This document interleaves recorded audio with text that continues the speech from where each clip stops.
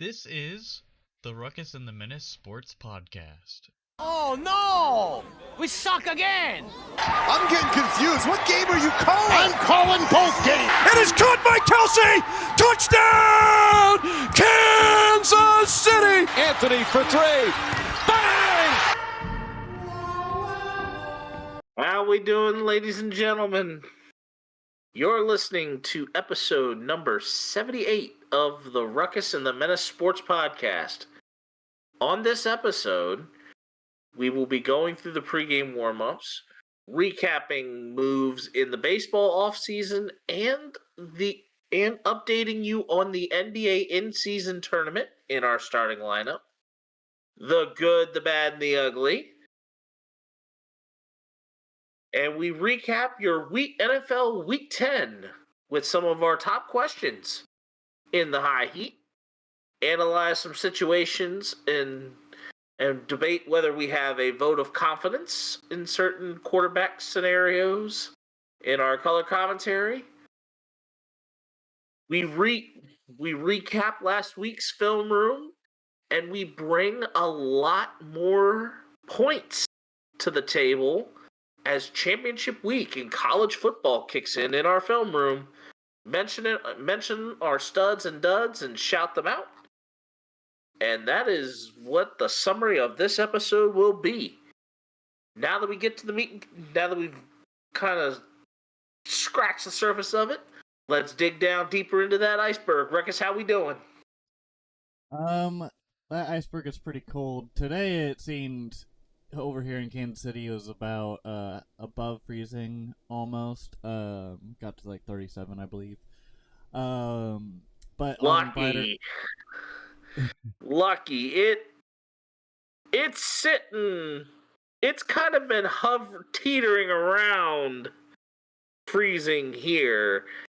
Like, it's teetering like 33. It's supposed to go down a little bit in the morning. Get down below freezing slightly, but barely. Yeah, it says it's 33 degrees right now in Kansas City. But yeah, we're teetering. We're teetering. Yeah, I thought it was gonna be colder because I was like, crap, I'm gonna need my jacket. And then I forgot, oh yeah, frost is a thing, so I need to like take the frost off my front shield and whatnot to get to work, but I managed. So as far as what I've been doing, so Thanksgiving was this past week, and I can't believe it's already Monday night when we're recording this. A lot has happened. Ate a lot of good food. Had many of naps. Got to see my nieces, which I love and adore. But there was just a lot of stuff that happened. I I saw it on Black Friday or like early Black Friday deals that there was filament for 3D printing on sale. Normally the really exotic stuff like the $25 to $30 spools were about $15 each. So I was just grabbing spools. And then I also got a new SSD to upgrade for our podcast stuff and just in general storage for games and stuff like that. And then when I was trying to install the M.2 SSD, my motherboard took a huge dump, and I don't know if it was just voltage being pushed to it or what, but my computer managed to not post very well, and so I had to get a new motherboard in the process. So a very expensive weekend. Another one? No, I'm saying. Oh, this is overtime. Yeah, this is overtime.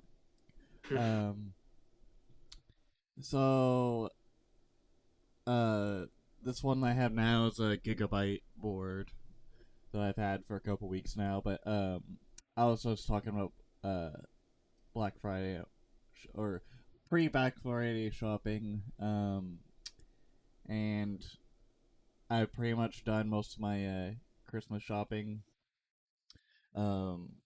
which I didn't have to do a whole lot this year. I hadn't had to really go anywhere to grab anything, I just kind of looked online, kind of like I've done it pretty much every year since I started the Black Friday stuff.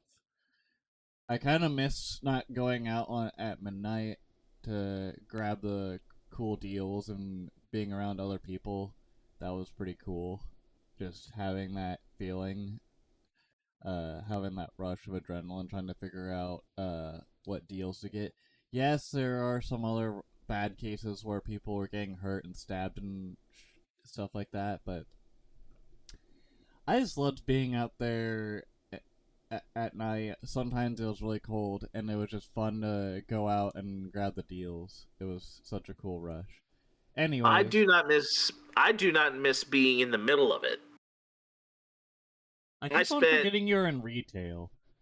I spent a few years in retail, and the last year that I was ever in the midst of it was 2019, because then Walmart decided to wise up.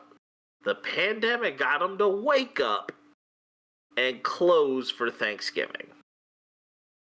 Thankfully. Yeah, because it used to be that they would open up their doors like around 4 or 5 on Thanksgiving because they're trying to get more people in, right? Actually, no. What it used to be for a good stretch of time. What you would do, you would have the morning, you'd have the morning time to kind of focus on getting your last minute Thanksgiving items for your meal. But then around like 4 or 5 o'clock in the afternoon, people will start crowding around and getting into their queue lines for holiday or Christmas shopping festivity. Mayhem would start around 6 p.m. and you would get through by about 8 and normally the big wave of it, you'd be done by about 8 or 9. There were times I was there from 11 a.m. to 11 p.m., most of the time doing nothing. But, so we were getting paid for very little. And even then, we were getting paid to not do that much except regulate crowd. Yeah. And then, but then when Walmart decided to we're going to do this all month. We're going to do this all month instead of just one small little time period of window. Walmart finally decided to do something that made sense. People were starting to shop online. They were keeping up with the times. And that's when the world of Walmart associates got turned upside down.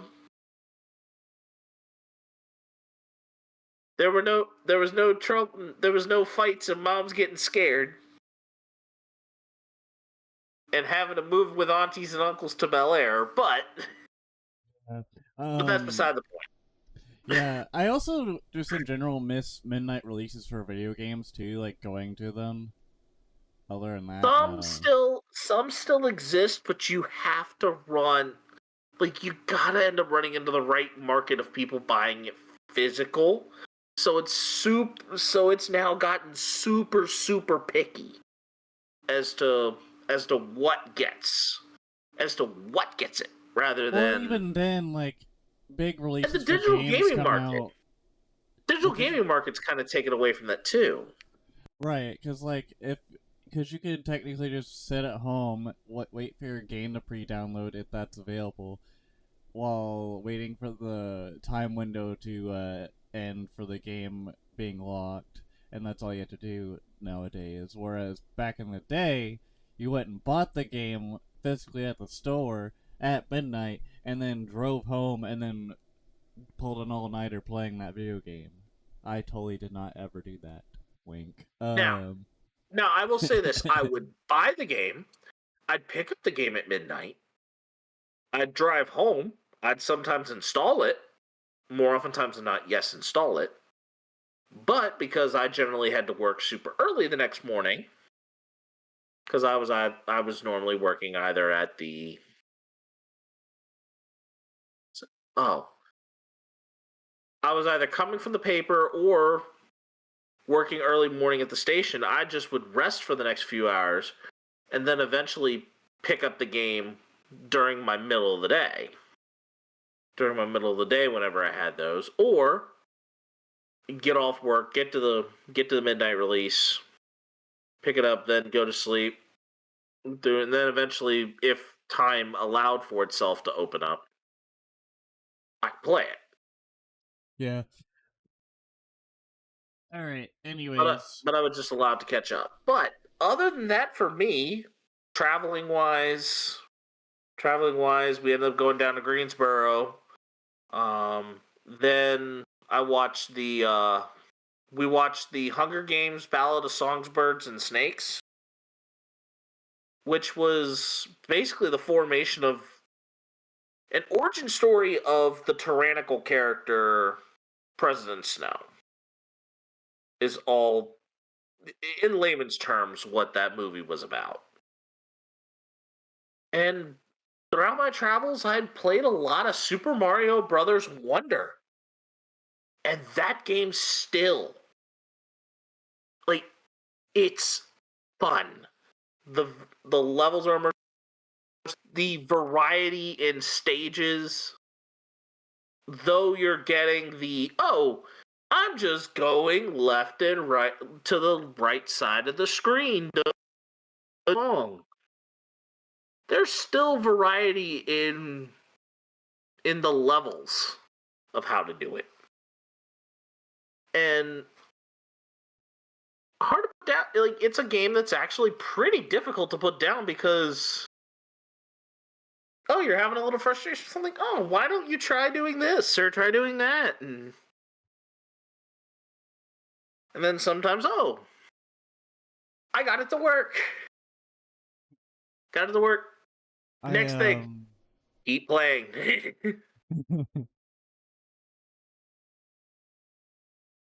Keep playing, keep grinding, push further. Yeah, all I pretty much did with as far as games went was try to finish some DLCs. So I was playing all the way through the Separate Ways DLC for Resident Evil 4, where you play as Ida Wong, and finally beat that this weekend. I also played some GTFO, which is a survival game where you're like trying to do an objective, like grab some intel or something, and then you had to escape. So kind of like Payday 2, but you're getting intel rather than like robbing a bank. But you're also trying to not die from all these like random mutated experimental beings, so to speak. So like zombies in a way, but they like run around, crawl around you and stuff like that. It's a very creepy game, but it's a lot of fun. Um, I've been playing that with my friend, and then Battlefield 2042 I've started to crawl more and more into, just because I wanted to play a little bit of like a military kind of shooter lately. Because like Titanfall was fun for a little bit, and then I've just been playing a bunch of other games, but Battlefield has been fun, and then playing some Madden. Yep, and I've been doing that as well. And as you've been keeping up with our Super Bowl races and that major project, significant progress has been made on both fronts.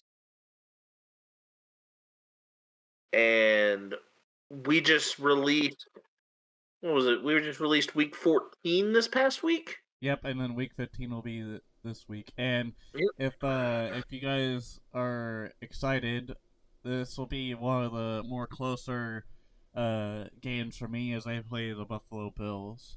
So we'll see how that goes. Oh, you had the Bills this week? I have the Bills for week 15. And then Thought you had the Bills next week. Thought you had the Bills next week. I had Broncos Country in Inglewood, and then this Friday I'll have the Bills, I believe. Let me take a look at that. No, you've got. Are you on the No, content page? Yeah, you actually have the Raiders this week. Oh crap. Well, disregard that. Yeah, I have the Raiders. you've got Jimmy G Stamos this week. Speaking of which, I have the Ravens this week. Wait a minute. Yeah, that's right. And then the next one after that, I have the Bucks. I have the Bucks. Then I'll have the Panthers and Titans, which those I have just edited, but have not put into the system yet. by the way, Actually, I may have put Carolina in the system. Yeah, I've put Carolina in the system, but I've not put Tennessee in the system. we have some I just need to. semi-major news too. We finally reached 20 subscribers on YouTube. Woohoo! Hey, we have been progressing. Thank you guys, by the way, for the support. It really means a lot. Are we ready for the starting lineup? Yep, go ahead and get right into it. All right, so And I'll start with the Here in the MLB news. baseball, I'll get the basketball. Okay. So here we go with MLB news. As Bennis was saying, he'll do NBA news after this. And Henio Suarez being traded to the Mariners for Sebi Zavala, and I believe probably some cash considerations. I think there was a couple of other. I think there might have been another player involved too, but Sebi Zavala, I think, was the big one.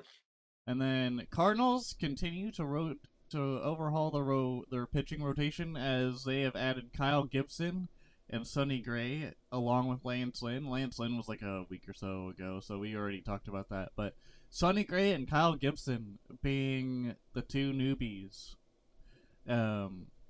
Lance Lynn, the only reason I don't say he's a newbie is because he's been with the Cardinals before.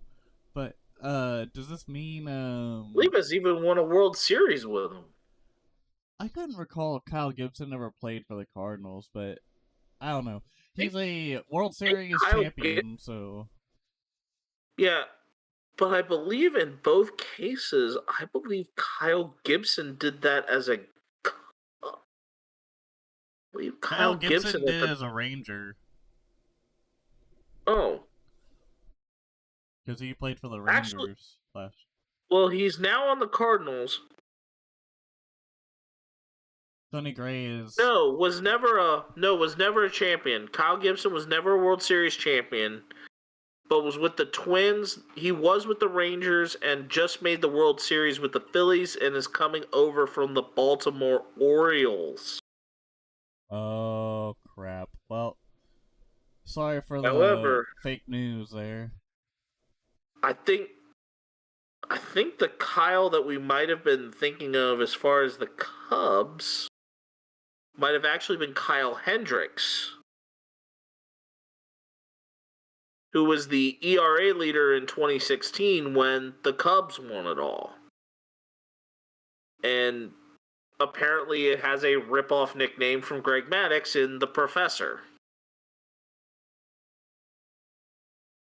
Yeah. But I am going to confirm that Lance Lynn fact. I don't think Lance Lynn's ever won the World Series. Or maybe he did. Wrong.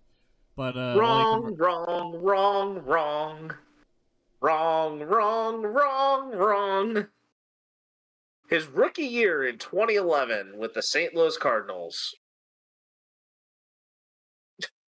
Yes, I did just pull the Dr. Cox from Scrubs on you. Alright, so my last news thing. Kenta Maeda signs a 20-year deal. A 2-year deal worth $24 million. Damn, if that was 20 years, I think he'd probably 20 retire. years? He's already in his 30s. What do you want him to be? What do you want him to be? Julio Franco? Or Ichiro Suzuki? Well, Satchel Paige, I think Ichiro's still doing some sort of baseball related stuff at 50. Well, I think he's one of like the higher up people with the Mariners organization because whenever he retired like a couple years ago, they appointed him to like be like one of the VPs or one of the higher ranked people. I don't remember what the official title of that was, but I just remember them talking about how he was okay to do that. He might be playing in like a more like subtle league, like in Japan or somewhere in Europe or in a Europe like because the Dominican leagues and all of that happen too, but I don't know. Yeah, he was a special assistant to the chairman, and then is also a member of the Seattle Mariners Hall of Fame. All right, Mr. Spennis, the NBA in-season tournament update. What do you got? All right. Well, the NBA in-season tournament, also known as colored floors and the Shuttlecock Open, Yep. Shuttlecock has basically been formed here as we had 3 groups in each conference, each consisting of 5 teams. In Group A, you had the Indiana Pacers, Cleveland Cavaliers, Philadelphia 76ers, the Atlanta Hawks, and the Detroit Pistons. They are currently ranked in that order. And the Detroit Pistons are eliminated from competition as they've gone 0-4 in group games. The Atlanta Hawks, Philadelphia 76ers, and Cleveland Cavaliers are still in it, or at least still in the hunt. Philadelphia at 2-2, Atlanta at 1-2, and Cleveland at 2-1. And the Indiana Pacers have advanced into the knockout stages, with sitting at a 4-0 record. In Group B, you have the Milwaukee Bucks, New York Knicks, Miami Heat, Charlotte Hornets, and the Washington Wizards ranked in that order. The Washington Wizards have been eliminated at an 0-4 record. In the mix are the Charlotte Hornets, Miami Heat, New York Knicks, and Milwaukee Bucks. The Bucks, they have to win their next game in the tournament to advance. In Group C, currently in first place, you have the Orlando Magic. In second, the Boston Celtics. In third, the Brooklyn Nets. In fourth, the Toronto Raptors. And in last, the Chicago Bulls. The Raptors are eliminated currently at a 1-2 record. And the Bulls at 0-3 are also eliminated. In the mix are the 3-1 Orlando Magic, the 2-1 Boston Celtics, and the 2-1 Brooklyn Nets. Shifting over to the other side for the Western Conference. In Group A, in 5th place currently and eliminated are the Memphis Grizzlies. In 4th place and eliminated are the Portland Trail Blazers.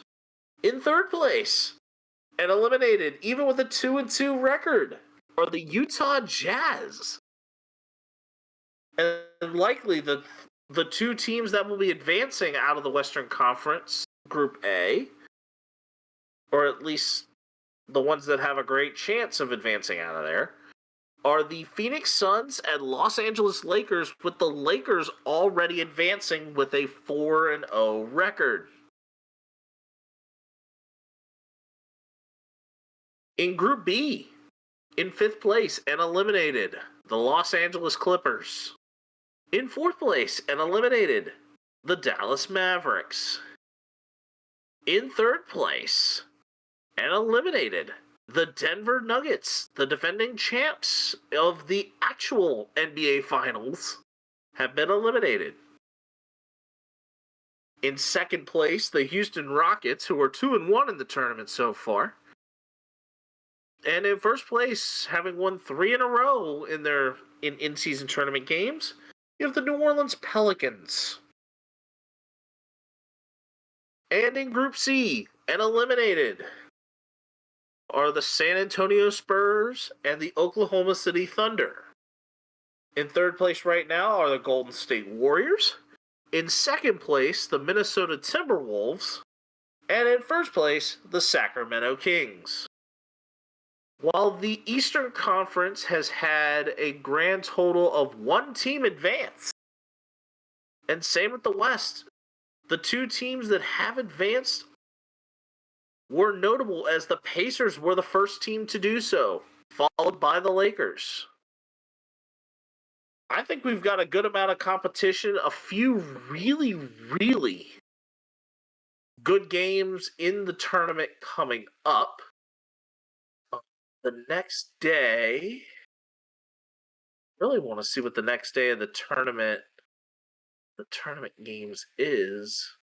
They don't really give you a great, I don't think they give you a great, like, real descriptor of what's coming with some of these. Oh, it looks like it actually might be these, like, December 5th through the 7th window or something along those lines. Or at least they've got a lot of, like, scheduling things with TNT and ESPN to figure out. So we really don't know what tournament games are coming up next. But I think we've got the NBA has had a hit on their hands with the Shuttlecock Open. And I could see this going on for the long term. Because whoever wins the in-season tournament may not necessarily be the team that wins the NBA Finals. It makes games matter. I'm just looking forward to seeing how it possibly rearranges some of the rest of the season. But on that note, we go right into our Eastwood segment, the good, the bad, and the ugly. All right. So what is good in sports this week? The good is Darren Bland of the Dallas Cowboys sets an NFL record of 6 pick sixes in a season. That's This right. guy stinks. And now I waddle around like Mr. Krabs and then shove you out of the Krusty Krab. I understand that it's a record, but I have to do it just simply because, number one, this was done to my own team. And number two, he's a Dallas Cowboy, so we kind of have every right to kind of not like him. What am I, Patrick? Stupid? No, I'm Texas. What's the difference?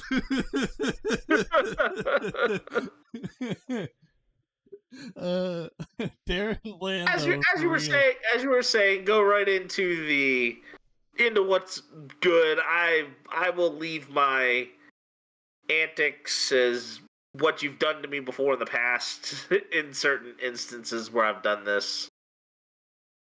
I'll let it ride. Yeah, Bland though for 6 pick sixes in a season could be more.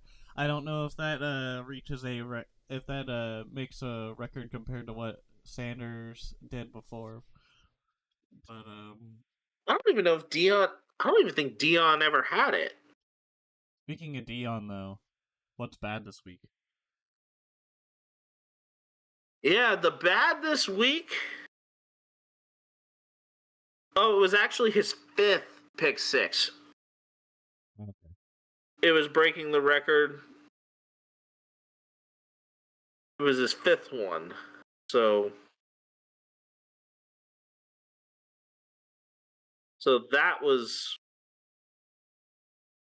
that's rather impactful. But the bad in Coach Prime is that the Colorado, Buffalo, and Coach Prime hype is showing signs of deflation as the record of Colorado throughout this season with Coach Prime in there has led to a loss of commitments over the next 2 graduating classes to Colorado.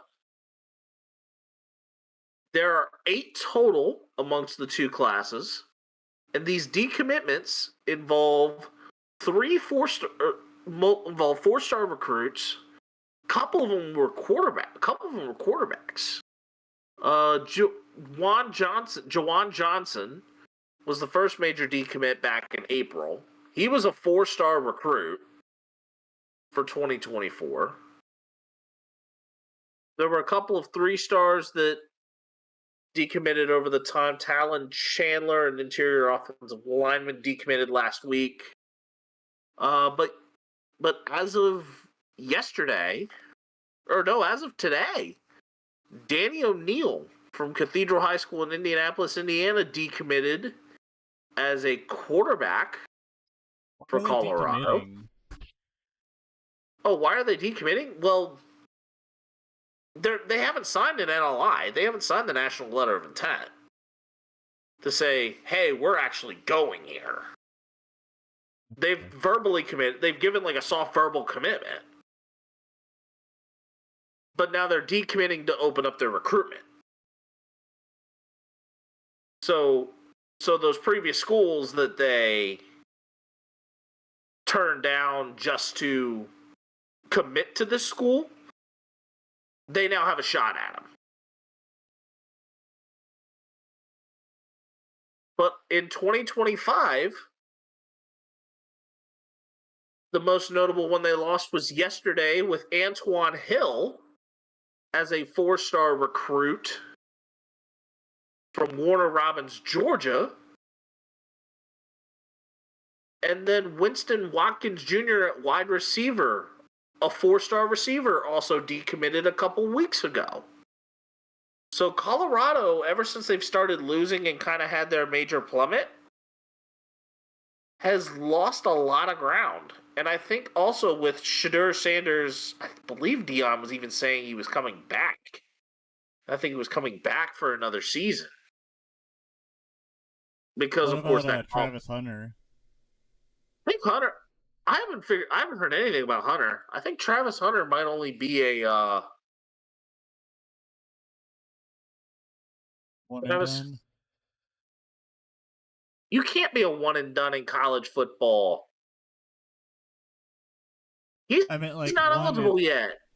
Okay, I said I meant like go to the NFL after 1 year. Sorry. Yeah, no, you can't. He's not eligible yet, and that's due to him only being a sophomore. So he's still got another. So with him being a true sophomore, he still has one more year of. He still has one more year of actual college football before being declared. You have to be at least at minimum a redshirt sophomore, which is 3 years removed from high school, in order to be selected or at least to be eligible for the NFL draft. Interesting. So you could be redshirting your true freshman year and be out by a sophomore. Be out by a redshirt sophomore year.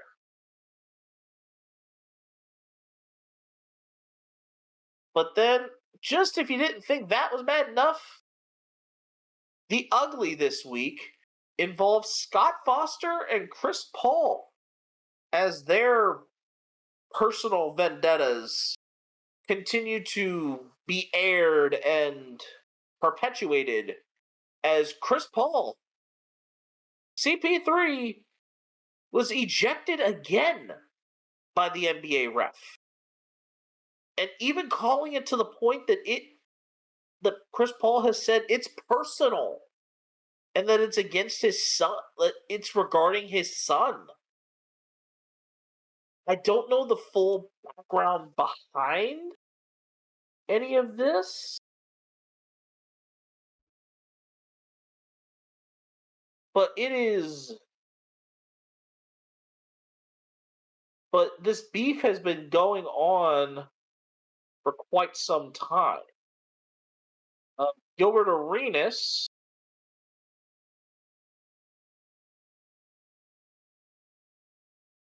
mentioned on his podcast, he believes that the animosity is Paul has previously regarded the animosity is regarding his son, and Arenas shares a story on what may have been a catalyst for the icy relationship.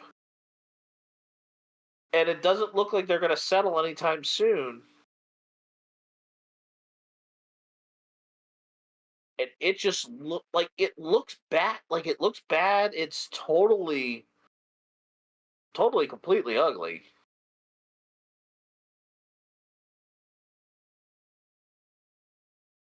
And it's like Chris Paul's like the league knows that it's a personal beef between him and Scott Foster. Why does the league now all of a sudden have him ref? And all of a sudden they have this manifest. Like, are they trying to do this just for TV views? Are they trying to do this just to kind of rig it and have like a certain script be in place for the NBA? I know people have been saying the NFL's rigged, but they could do that just about anywhere. Like Rasheed Wallace was saying years ago, and talk about the NBA being like the WWE. Are they really doing this right now? You serious? Yeah, If we can keep the personal vendettas and stuff out of our sports, sometimes it's good bulletin board material, sometimes it's good, but it's more so when it's player versus player or team versus team, not player versus ref who really shouldn't be in the spotlight to begin with. These refs are supposed to make sure the game does not go into complete and total havoc, not be a part of the havoc itself due to the personal beef that is going on.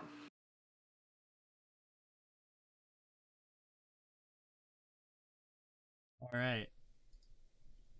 Are we ready to go into the next one? Yeah, I was ready for you to kind of cut into that, and so I was waiting for a response. That's why I stopped. Yeah, I just don't really have much opinion on it. It's something that is not really. I haven't really been paying attention to the Scott Foster feud with Chris Paul. That's not good for the sport, and I'm surprised. Is it not David Stern? Adam Silver is the Adam new Silver. commissioner. I'm surprised Adam Silver hasn't done anything about it, but maybe he will eventually. Maybe they're still trying to see what, investigate it. All right, now we go right into the high heat. NFL Week 10 recap. And we really are going to begin this way because I just want to get this one off my chest and kind of maybe go scorched earth on this whole thing. Dallas 45, Washington 10. With a pair of defensive coaches fired, including Jack Del Rio, will this improve the Commanders' secondary woes? I think it'll add a boost to it. I think my answer to this is no. I don't think this helps anything. I mean, I'm being cynical, but we're kind of going scorched earth right now here. Yeah. Del Rio, this whole Commander situation, it still currently is stuck with the stench of Dan Snyder.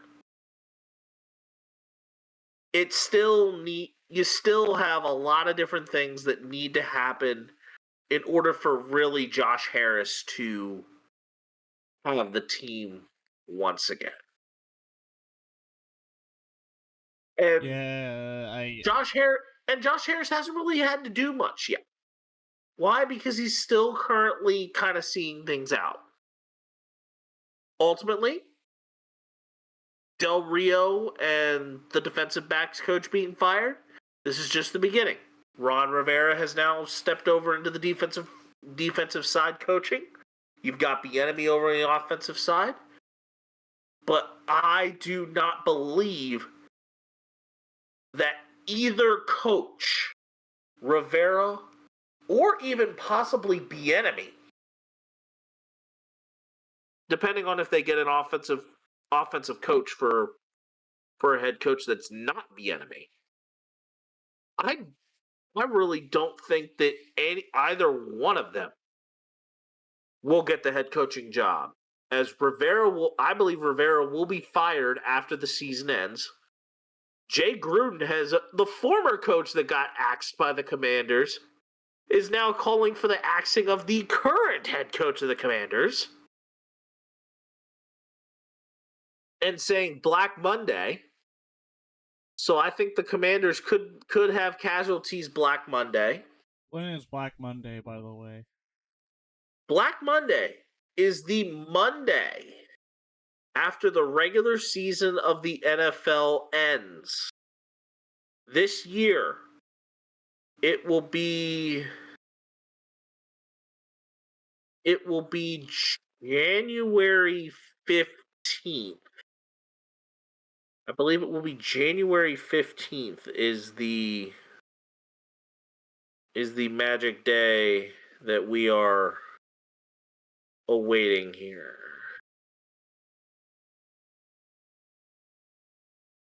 Double checking that based on how this works out. It's the Sunday before wildcard weekend. Oh, it actually will be January 8th. It'll be January 8th. Is Black Monday. The Jack Del Rio thing. So historically, when it comes to coaches getting fired, no matter if they're coordinators or whatnot, I have a feeling there's going to be a little bit of like a boost of like resurgence in the defense of side of the ball for the Commanders, but I don't think it's going to be much. I don't think it's going to do anything. I don't think it's going to do anything because the very next opponent that they have to prepare for, you've got a cheetah on one side and a penguin on another, and then a great running, and then a running back by committee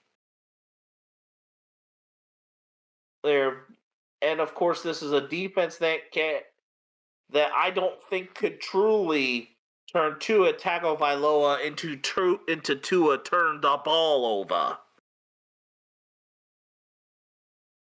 I'm sorry. I don't think that there's going to be any sort of surge that's going to come out of this firing because this situation has already been turned into scorched earth. Yeah. Washington is going to end up with a top 10 draft pick out of this, unfortunately.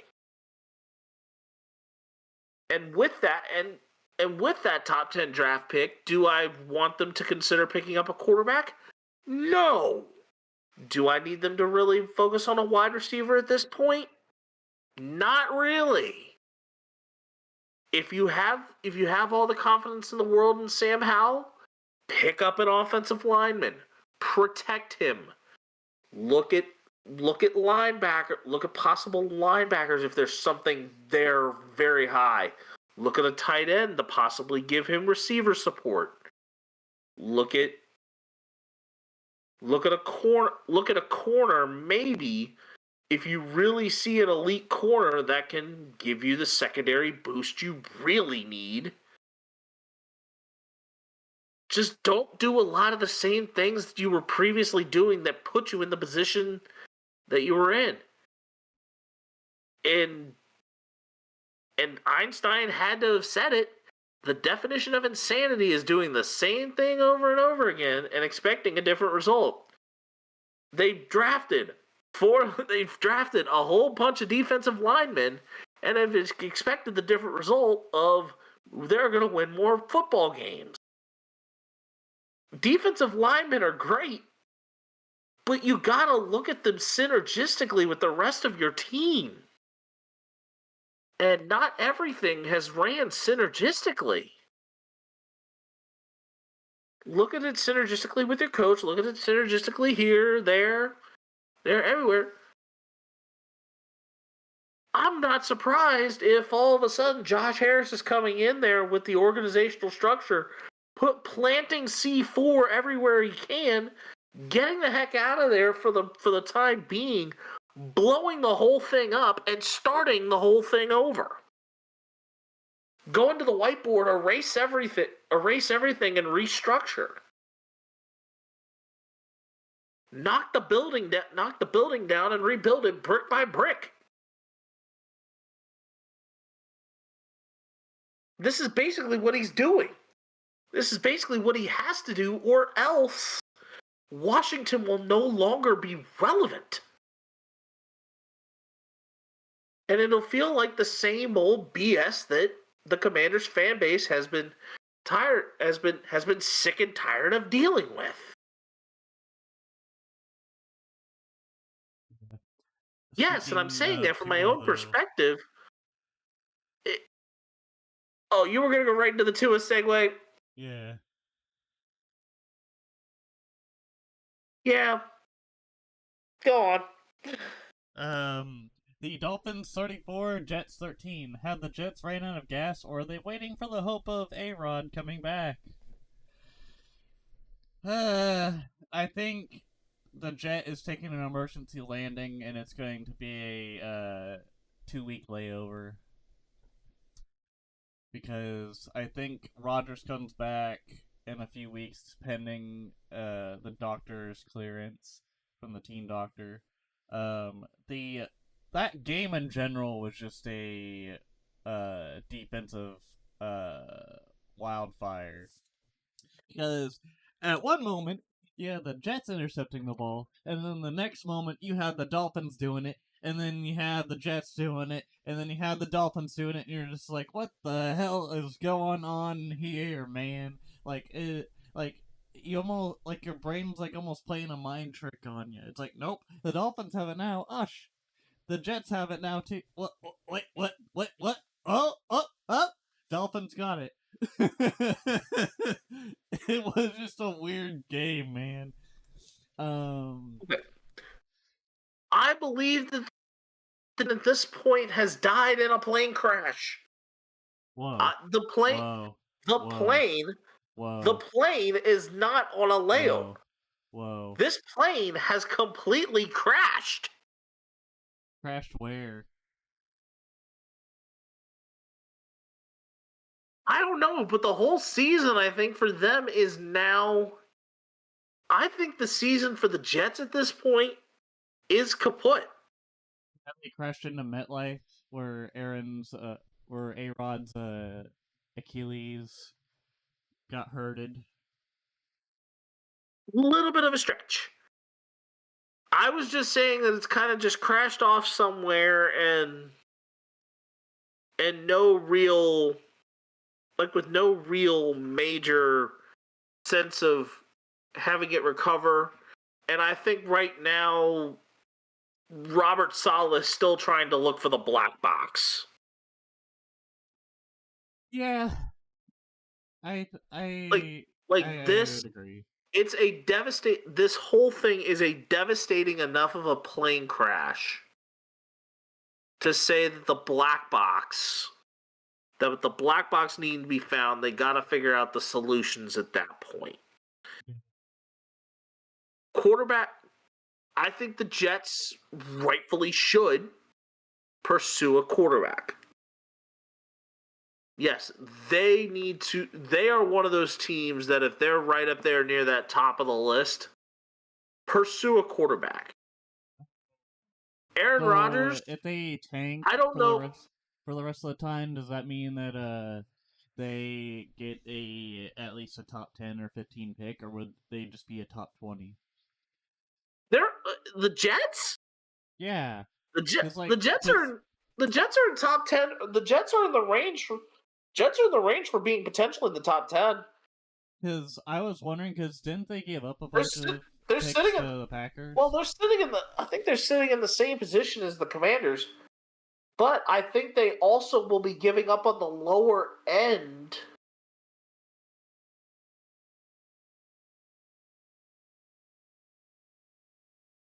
of this. I believe the Jets.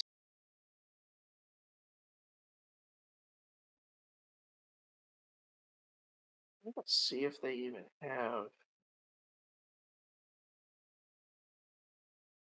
because of Aaron Rodgers' injury, the Jets will not have to give up their first-round pick. It is now a second-round pick that went to Green Bay. Okay. Yeah, So because the I was Jets will wondering have a how first. many of those picks they had given up and how much money they gave up to. Aaron Rodgers, I do not expect to play the rest of the season. So that's why I think this season is just kind of gone and just crashed. And if they can get Aaron Rodgers back next season, great. But it's an Achilles. That's not a very easy injury to come back from.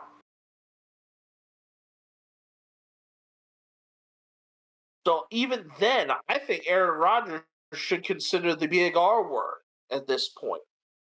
Retirement? And that word is retirement. Aaron Rodgers, I believe, should be pursuing retirement, not more money to try and play more football. Who knows? Anyways, And next one. Next. the Jaguars 24, the Texans 21. This one is now going to be more about the Jaguar side of things. Has Trevor Lawrence now started to show glimpses of what could be possible when he was drafted just 2 years ago? He showed glimpses of that last year. Got to the playoffs. Had Zay Jones on his side and Kirk. I think. Oh no, I'm fully agreeing with you on that. But I'm saying at this point, after all the struggles that have kind of come along, like early on, Lawrence not playing well, is this now kind of showing like a further glimpse of where his trajectory could be? Yeah. I believe so. The Texans have been getting very lucky the past few weeks with Stroud and company beating a few big teams. Lucky? What? Lucky? I mean, they barely won against the Bengals by a field goal. They look if they didn't beat the Jaguars, I think um there might be a case for a little bit of like a fluke or like just luck. There's a lot of weird things that go on in the NFL. And Calling no one everything thought that the Texans no have one done at thought this the point a fluke. Texans no one thought the Texans were going to be good this year. Let me put it that Okay. way. We didn't expect that. We didn't expect that because we would have expected more bumps in the road for CJ Stroud. We would have we've expected back in April when we were kind of projecting the draft point of CJ Stroud, we were going to be expecting these bumps in the road. And have those bumps in the road come? Yeah. But has CJ Stroud played better than what we expected? Absolutely. Yep. We had no idea what CJ Stroud was truly and fully capable of back in April when we were speaking on it. He's now showing it. He's now doing absolutely everything that the Texans have been able to bring to the table. It potentially could be the point that the offensive coordinator for the Texans could be looking at being offered a head coaching job. Maybe about a couple of years earlier than what they anticipated to get him more experience at it. But the job openings could be there. The way is being paved. And grooming CJ Stroud into being the quarterback that very well is going to be our offensive rookie of the year this year. It's gotta speak some wonders. I don't think the Texans are as much of a fluke as we thought they were, because I believe DeMeco Ryans.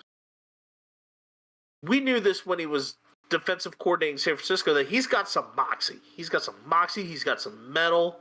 He's got the IQ in terms of a football sense to be able to say, hey, I can come in here, be a head coach somewhere, and still be able to do the things that was making me successful in a coordinator spot for probably one of the best teams in the NFL.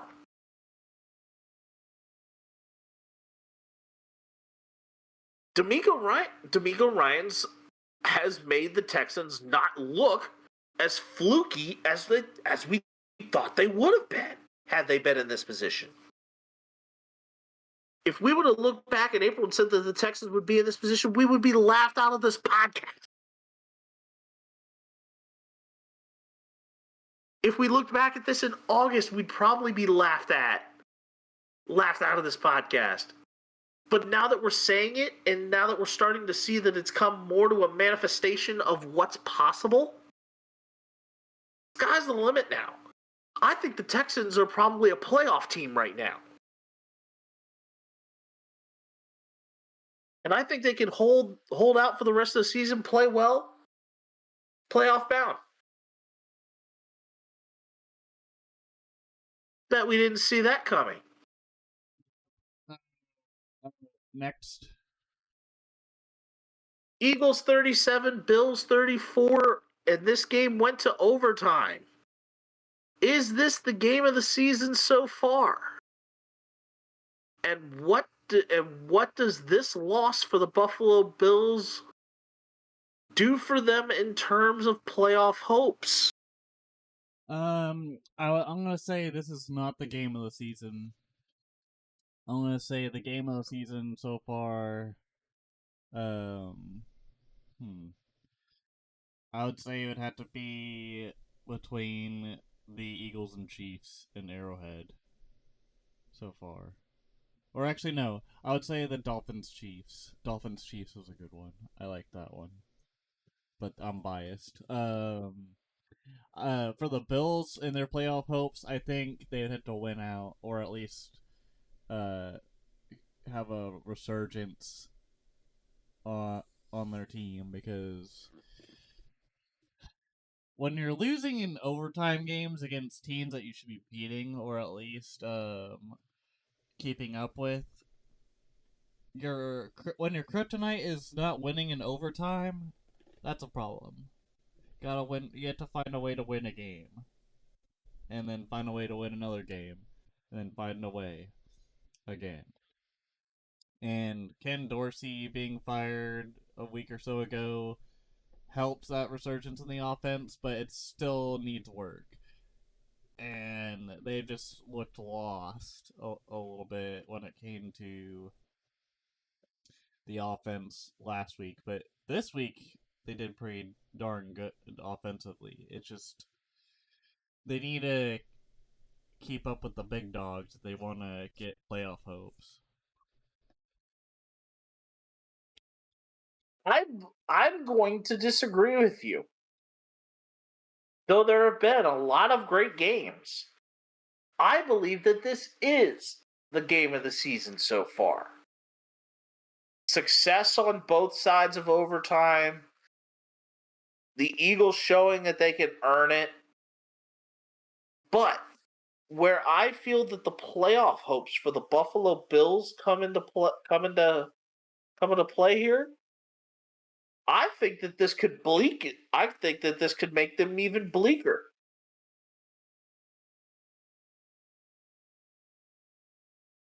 I believe that the road players for the Bills, I believe, is going to be a lot more obscured and a little more the waters be a little murked up. This loss to Philadelphia, I believe, ultimately hurts them. Because their next two coming out of their bye week this week are the Chiefs in week 14 and the Cowboys in week 15. And they still have a matchup with Miami to close out. They're going to be sitting at likely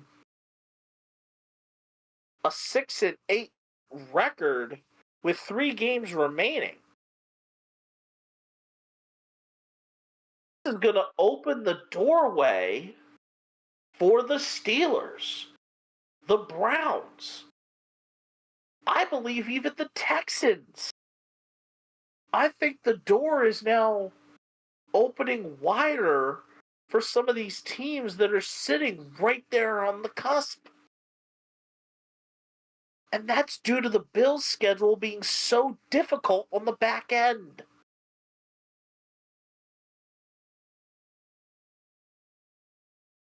Buffalo needed stronger performances on the front end of their regular season in order to be in a better position to prepare themselves at this point for the postseason. I think Buffalo this season, very well due to the structure of their schedule for the final 4 games, may be on the outside looking in.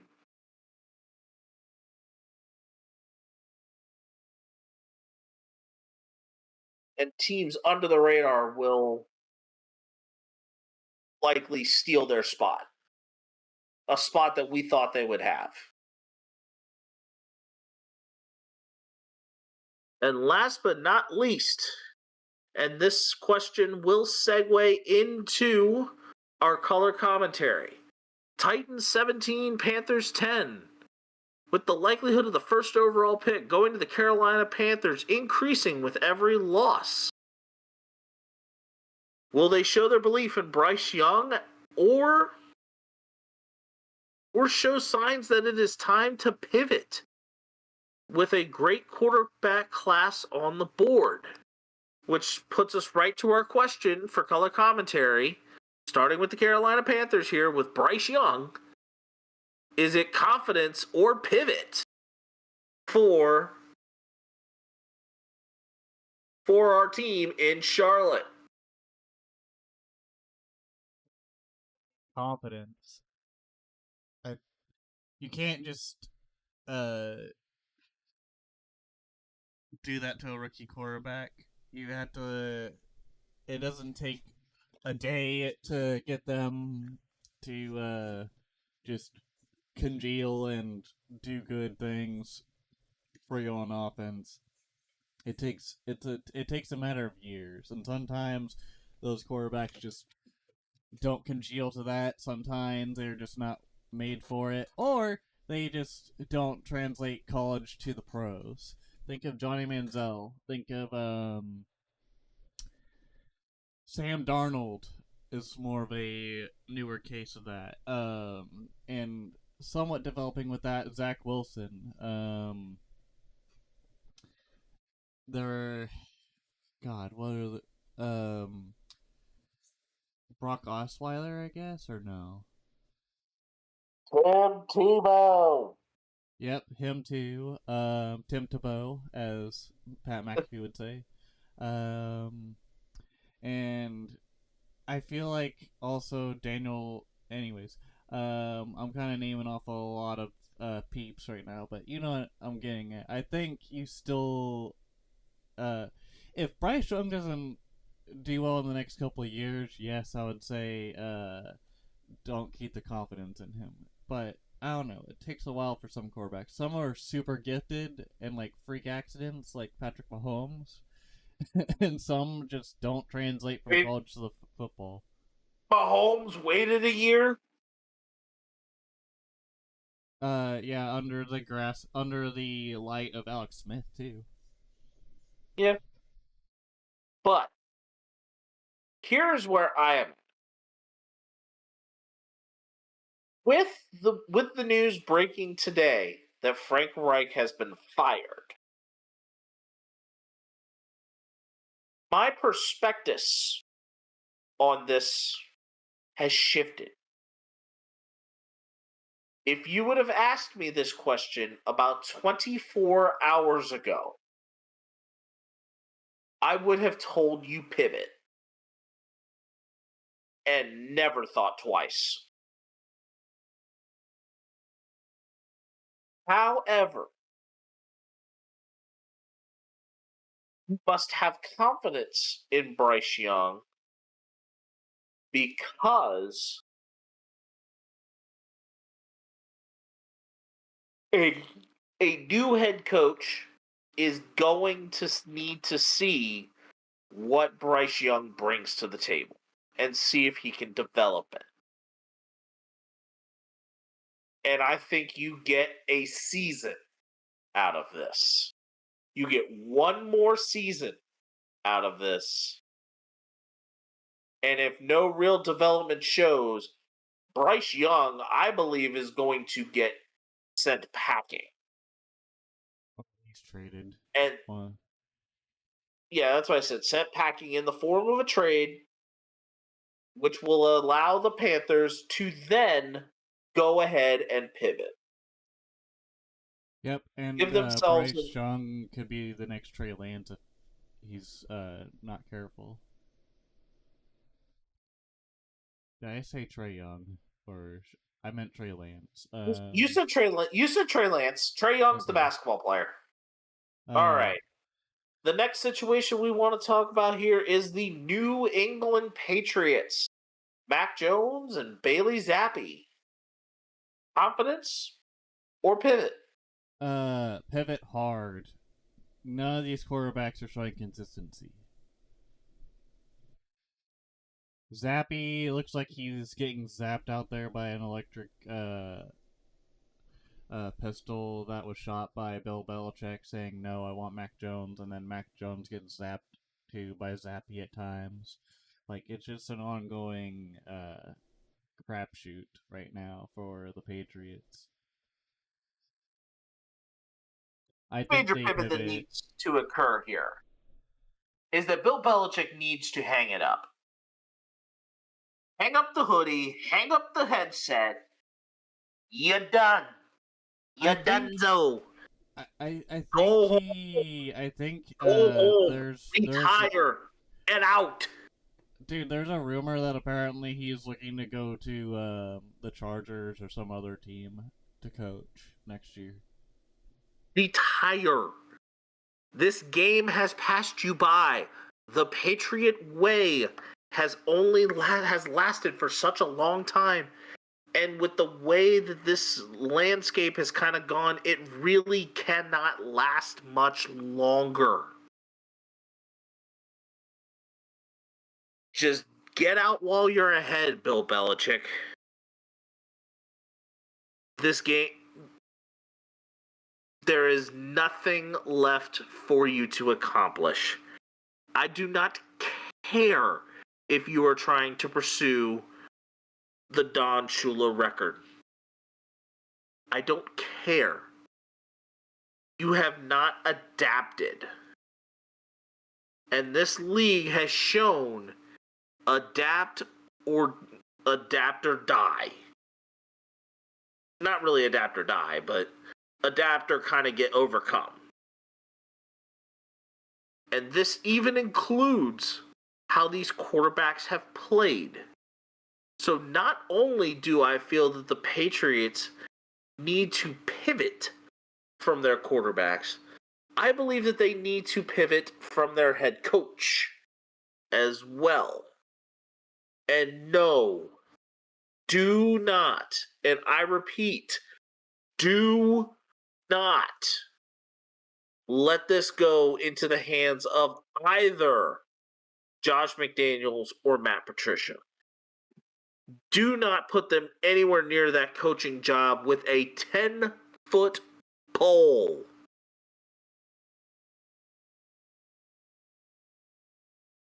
Pivot everywhere for that. Yeah. Let's now go to the Raiders for the next one and talk about none other than Jimmy G. Stamos and Aiden O'Connell. Is this a situation where the Raiders should have confidence, or should they pivot? I think you keep Aiden O'Connell as a backup. I don't know if you would quote-unquote start him, because I don't know if he's really starting quarterback material, but I mean, he's alright. he's a Purdue Oiler, or A former Boilermaker. Yeah, Boilermaker. He was a former Boilermaker. Yep. And Jimmy G just needs to go to Bob Saget's grave and pray to Bob Saget to hopefully get onto a Full House remake or something like that. Even though they've already remade it, but instead of the actual John Stamos, they just need to put Jimmy G in there as like a stand-in or like a distant uncle, because this guy has regressed hard. Because last year it was his foot that gave out on him, and the same happened to Trey Lance earlier in the season. And then this season they're like, the Raiders were like, you know what? Let's bring in this guy, this broken quarterback. You know, let's take him into the shop, maybe fix him. Oh wait, he's still injured. Okay, well we're just gonna see if he passes physical. Oh wait, he didn't pass his physical. Well, we'll still put him out there. Don't you worry.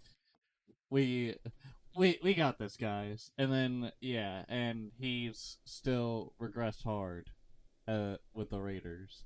And not everyone that goes to the Raiders becomes greater or comes out of it. But that could really go for any team, to be honest. But yeah, they need a pivot hard from Stamos. O'Connell, keep him as a backup, but look at the draft or free agency and see if there's anyone good out there that is worth spending some money on. I think you enter with confidence for now. Right.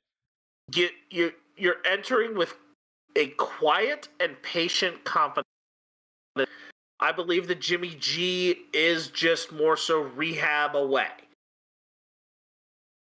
I believe that more so the bigger focus for not fumbling the bag with your coach.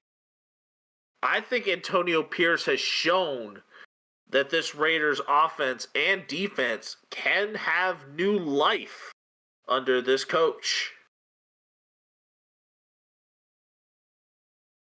And I just think Jimmy G was not doing well under Josh McDaniels. And that was the difference maker. This is the clincher. I'm going to say quiet, like a very understated and subdued confidence.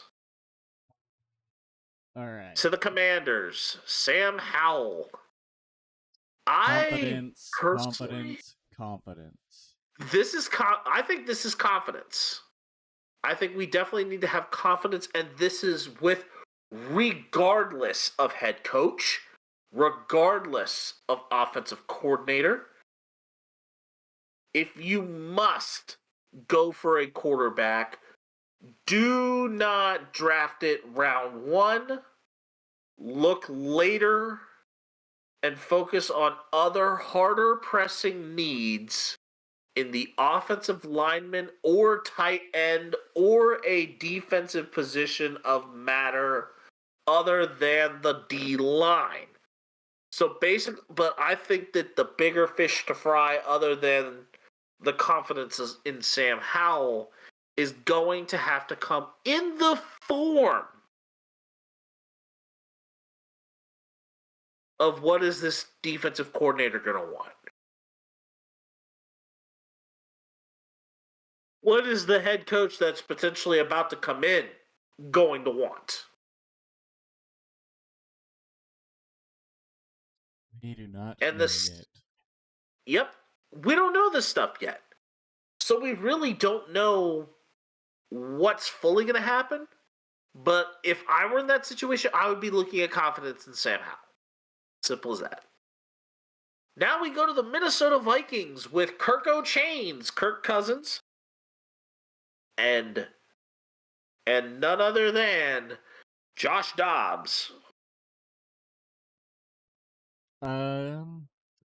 Well, since Cousins is out for the season and on his last year of his contract, right? Or does he have one more year after this?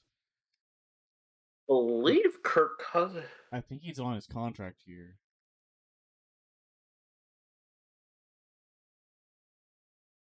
$2 years, $66 million. And he is on the. Wanting to double check it here. I believe it is the last year of the contract.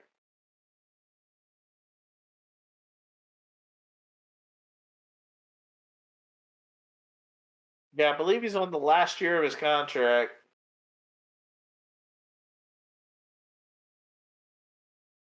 Actually, wait, no. He's still got. Yeah, it's the last year of that contract. He does have two $6 million signing bonuses. He's at 1 year, $35 million currently. Okay. So I think if the Vikings have confidence in Cousins coming back healthy and kind of just being a force, maybe they don't release him. But I don't know if they would have to wait like a half season to get him back due to the the ACL injury or a torn Achilles, whatever. It's an Achilles. I don't know. Dobbs has been doing an excellent job backing up for the most part. I mean, yeah, he's had some downs for sure, like fumbling the ball, getting intercepted, and getting intercepted a lot this game against the Bears. But I think this one we kind of just keep confidence going, and maybe sign like a backup or draft someone young later in the draft, like sixth or seventh round, and develop them as well. Have Dobbs help out too. Give him like some pointers about moving around too. So like you know. All right. What's our next one? Well, I believe that in terms of Kirk Cousins, and I'm also going to say Josh Dobbs here. This all depends on what you really see out of this.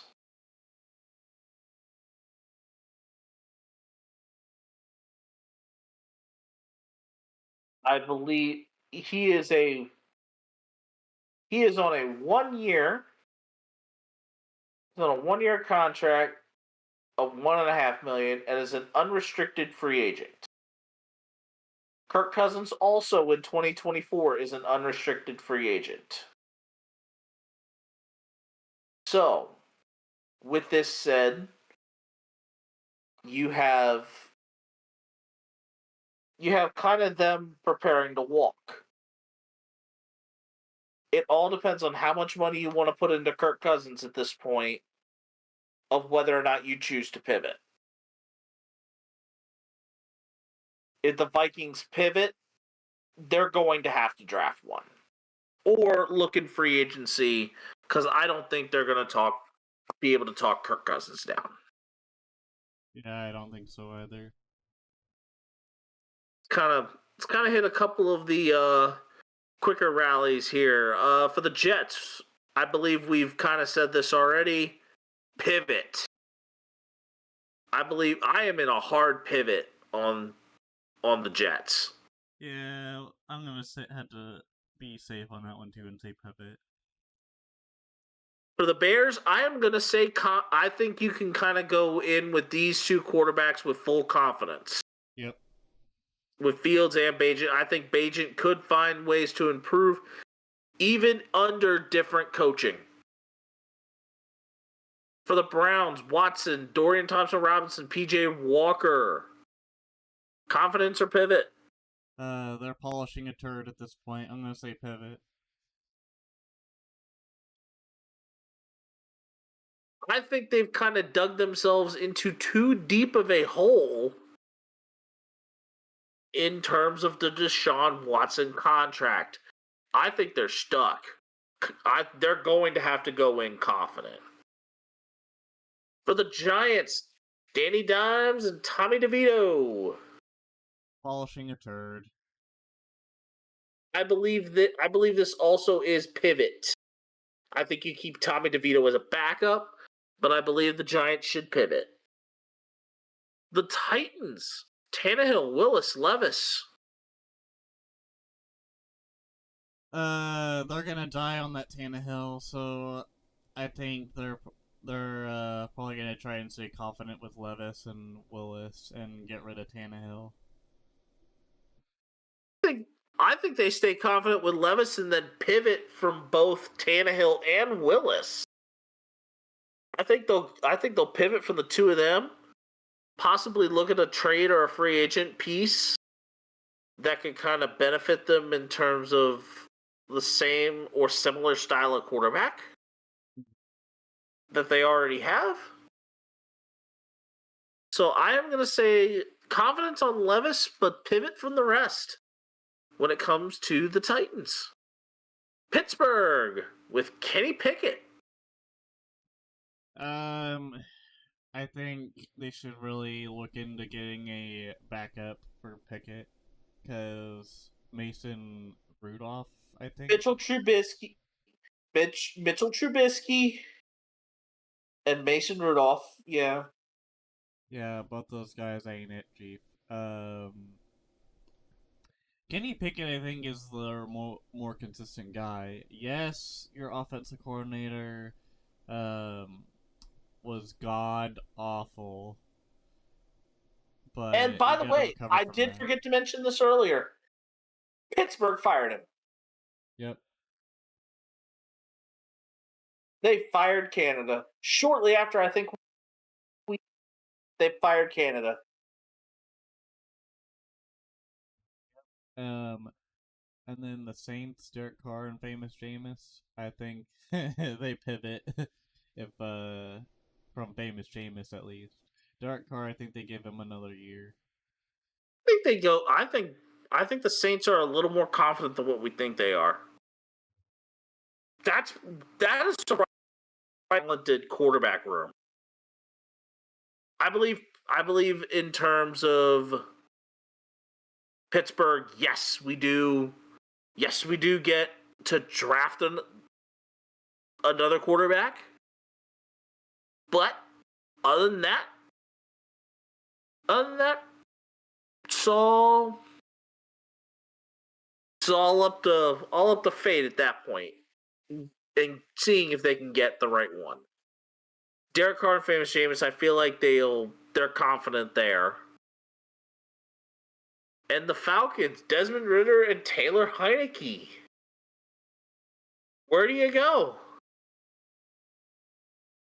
I know it's Artie Smith, and I know you don't like him, but I just think he looks dumb in press conferences, and he makes dumb decisions. But he's the head coach, and I am just a dude sitting on my butt in my living room, probably with undies on.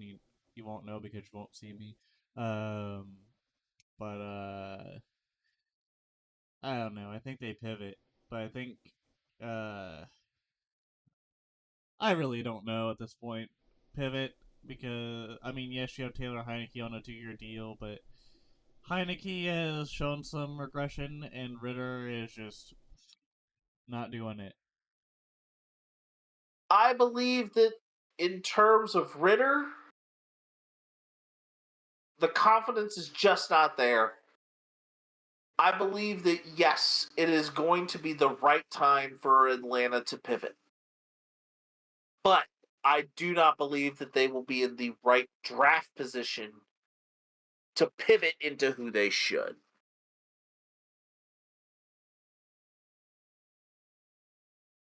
And now we go to the film room. All right. Now that we've kind of gotten into what's already just happened and what situations we need to go into, now we look to what's ahead. And the question is, who is ahead after that big week of scoring? I am still ahead, up think- by 17, as I scored 24 points last week to Ruckus's 23. Go off. Even more points are on the table. Championship week for college football. And our first championship that is up for prediction. The Conference USA title. New Mexico State versus Liberty. I'm going to go Liberty- with Liberty Bib. I'm going with Liberty Bibberty. Liberty is currently undefeated. So I am taking the Liberty Flames from over here in Lynchburg in the great state of Virginia. Mama, country roads. No, not that Virginia. Oh man, I got excited. The Old Dominion, Virginia. As in just south of that certain West Virginia that I hail from. Oregon, Washington. And that one for New Mexico State and Liberty was worth 5 points. This is a 7-pointer. Oregon versus Washington for the Pac-12 title. Washington. On Washington because I was thinking Oregon, but I am learning my lesson from I believe I picked Oregon the last time around too, and did not get it. all right, I'm picking Washington. It is hard to beat. It is hard to beat a team twice, but Michael Penix Jr. and Bo Nix, this is their major Heisman campaign. I think Penix has been showing he's been the favorite. I'm taking the Huskies. All right. For 6 points, Oklahoma State versus Texas in the Big 12 title. The Dr. Pepper Big 12 title, might I add. Yes, the only title here sponsored by Dr. Pepper. Yes, I put an emphasis on that because I am a Dr. Pepper fiend. I'm still trying to figure out whether I want the Cowboys or the Longhorns to win. I think I'm going OSU, baby. Georgia, Bama. I'm gonna say Alabama. And then Meanwhile, I am taking the absolute dogs.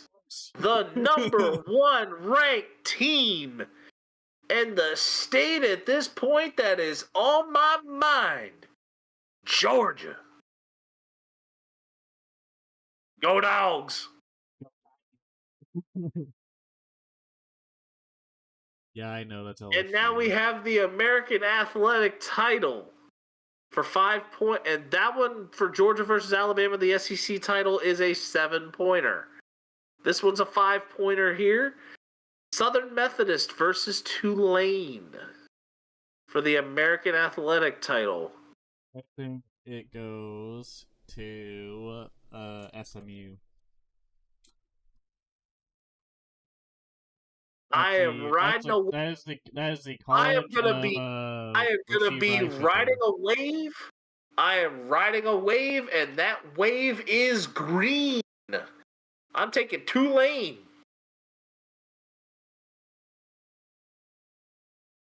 And now we go to Jim Harbaugh's Cheaters versus Tight End University in the Big Ten title. Michigan versus Iowa. Again. Yeah, because they are ranked in the top 5. They got by Ohio State. Blah, blah, blah, blah, blah. I'm going to take the scum, University of Michigan, to beat Iowa. As much as I have a great affinity for Tight End University, according to George Kittle, and what seemingly the NFL likes to bring to the table in Iowa. And the next one we have is the ACC title, Louisville versus Florida State.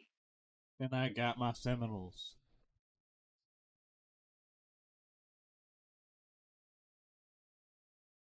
So you are taking the Seminoles, and I also am taking Florida State. We are all in agreement on the NFL as well. The Louisville-Florida State game is also a 7-pointer.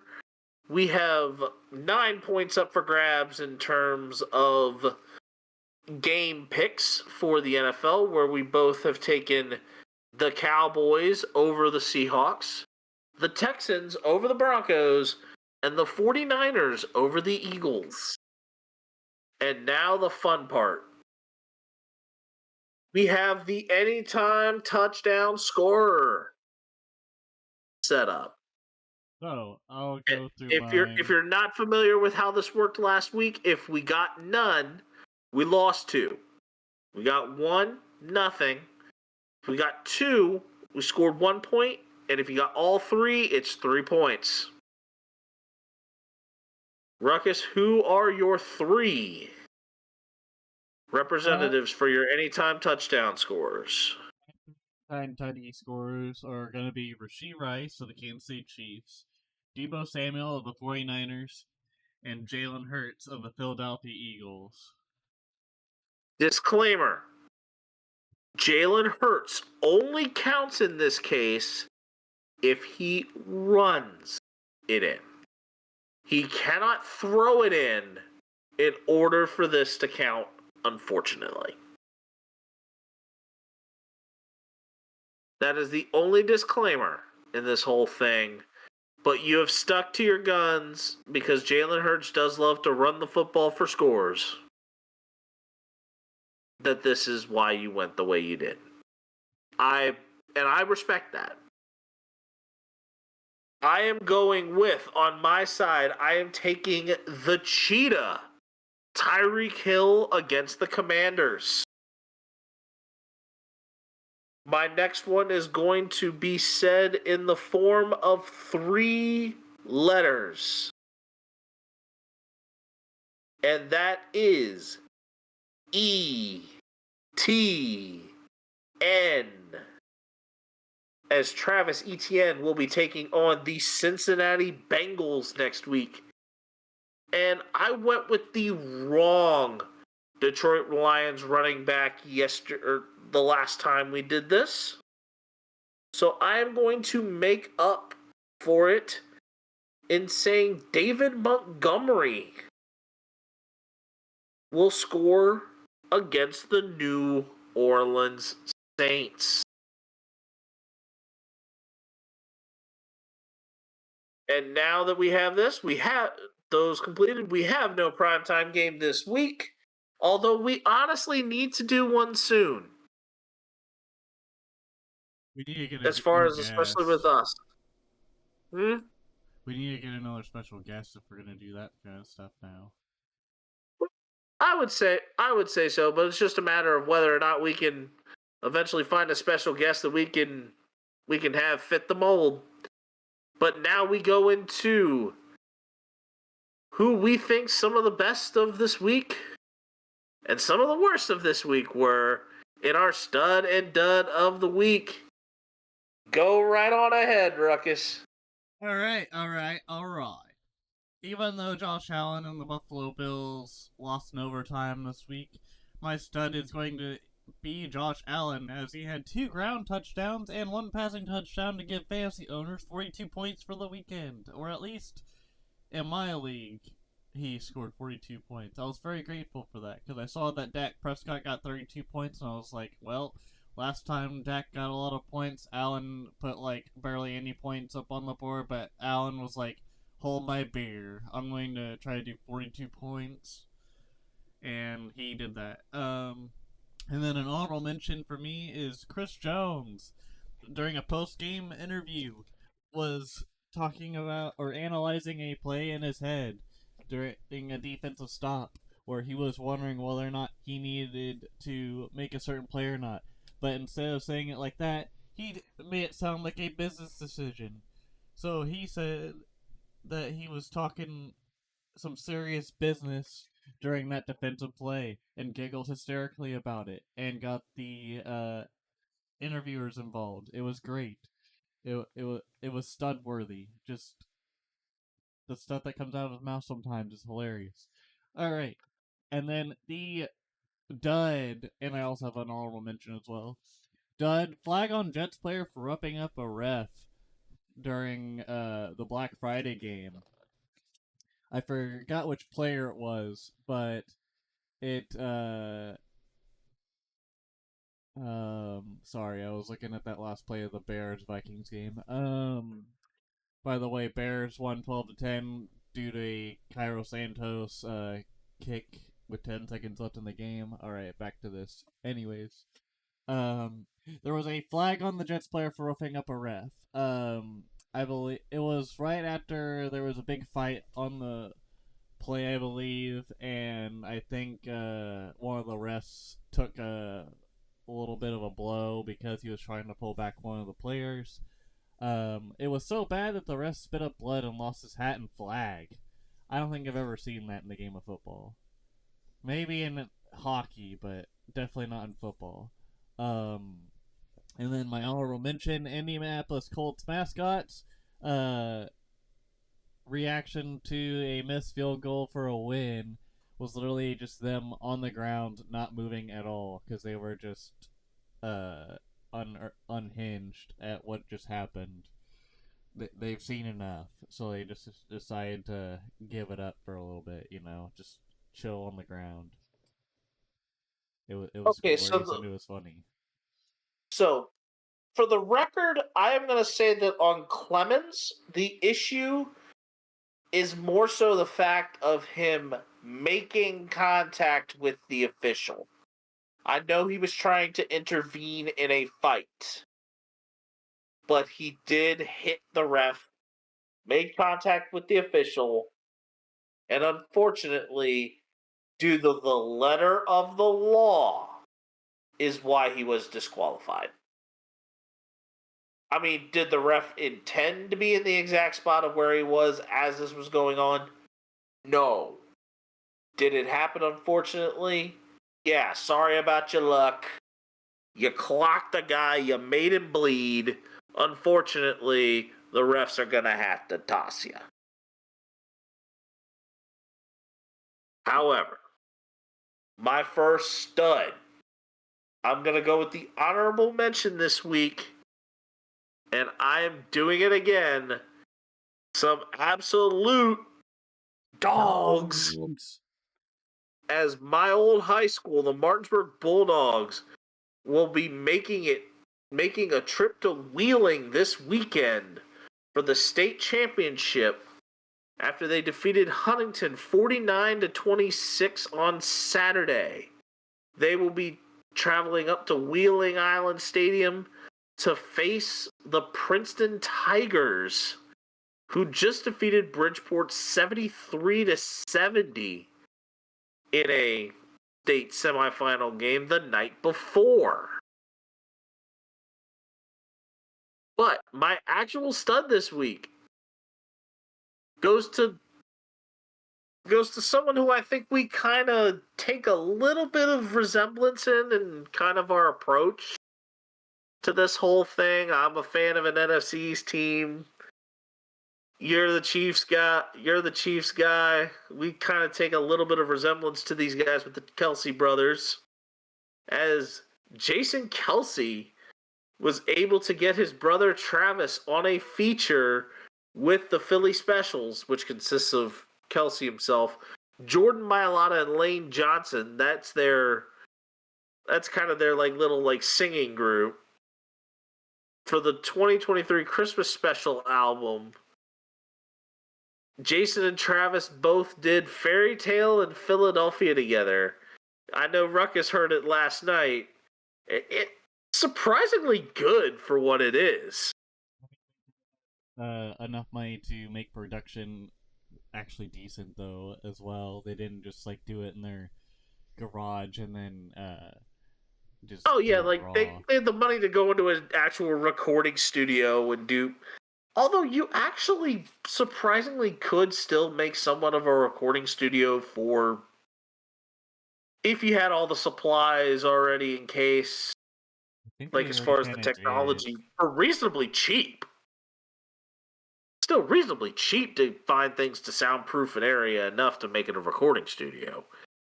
So you're not so they actually had to take like studio time for it. But they're making millions of dollars. They can do it. And we knew that Jordan Mailata could sing because of The Masked Singer. And this is the second year that they've been doing this Christmas special. And you can't knock Travis at all for doing this one with his brother, and they weren't being a bunch of jabronis about it. Alright, you jabroni, calm down. Hey, even the lyric was in there. Yes, Travis actually used the word jabroni in the song.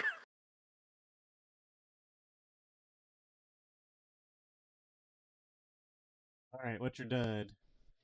My dud this week goes to Steelers wide receiver Deontay Johnson for kind of doing his best Eric Cartman impersonation in the middle of a play. The ball is still live against the Bengals in terms of a fumble. I would say more it was like a Tom and Jerry impersonation where Tom the Tomcat like just kind of gets hit in the head and then just kind of like sits there and doesn't really do anything, whereas Eric Cartman just says, "Screw you guys, I'm going home. I'm going home. Screw you guys, I'm going home. I'm going home." And he basically was there like, okay, that like he gets hit in the head. And I think he was walking away as the play was going on. He's like, oh, he's thinking like, sitting there and like, okay, that does it. Screw you guys, I'm going home. And he's walking away as the play is still going on. I believe it's like he had all that happen in the middle of a play. There was absolutely no effort at all. It's like he was just a Snorlax trying to. Dude, my guy literally on the interview was like, "Oh, I just didn't see him," and it's like, bull crap, bull crap. Dog. The Steelers, and I think Deontay Johnson might have also been one of the players that was kind of getting into it a little bit earlier in the week too with his own team. So something tells me I think that they're going to be in the offseason likely shipping him out. Maybe. We'll see. Wouldn't surprise me in the slightest. And on that note, go ahead and take us out, Ruckus. Alright, ladies and gentlemen, thank you for listening to the Ruckus and The Menace Sports Podcast. This has been a Ruckus and The Menace Sports production. Thank you for listening to our awesome podcast each and every week. This is episode number 78 of Ruckus and The Menace. Continue to like the videos, watch them, tell your friends about our videos, subscribe if you haven't already, and we'll see you guys in the next one.